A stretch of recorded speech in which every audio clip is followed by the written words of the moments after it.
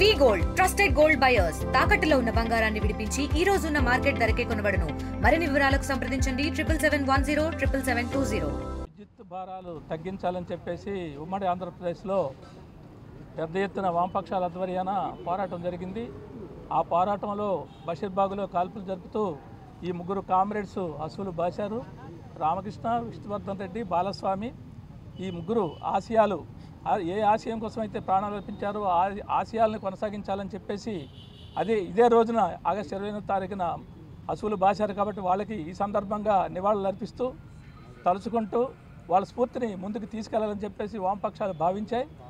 ఆనాటి నుండి ఈనాటి వరకు కేంద్ర రాష్ట్ర ప్రభుత్వాలు ఈ ప్రజల మీద కరెంటు విద్యుత్ భారాలు పెంచలేక ప్రజల్లోకి వెళ్తే ఇబ్బందులు వస్తాయని చెప్పేసి ఆ పోరాటాన్ని గుర్తు చేసుకుంటూ పాలకులు వెనక్కి తగ్గారు.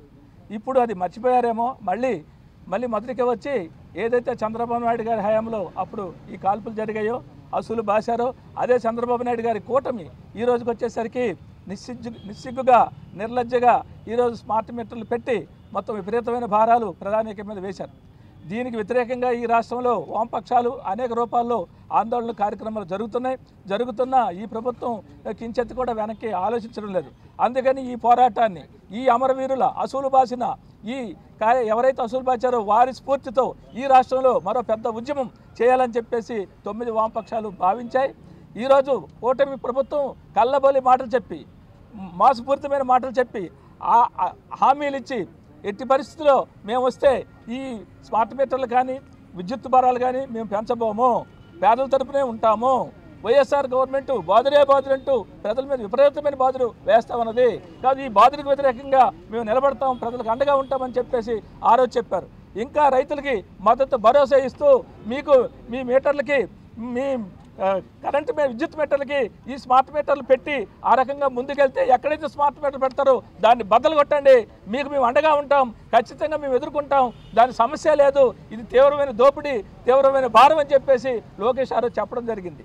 కూటమి కూడా అదే మాట చెప్పింది. మరి వాగ్దానాలు చేసిన కూటమి ప్రభుత్వం ఈ రోజుకి వచ్చేసరికి ఏదైతే ఆ రోజు వాళ్ళకి వద్దని చెప్పారో నష్టమని తెలిసినా కానీ ఈ రోజుకి వచ్చేసరికి ఆంధ్ర రాష్ట్రంలో ఈ స్మార్ట్ మీటర్లు పెట్టారు. ఇప్పుడు పరిశ్రమలకు పెట్టారు, ఇక ఇళ్లకు కూడా రాబోతూ ఉన్నారు.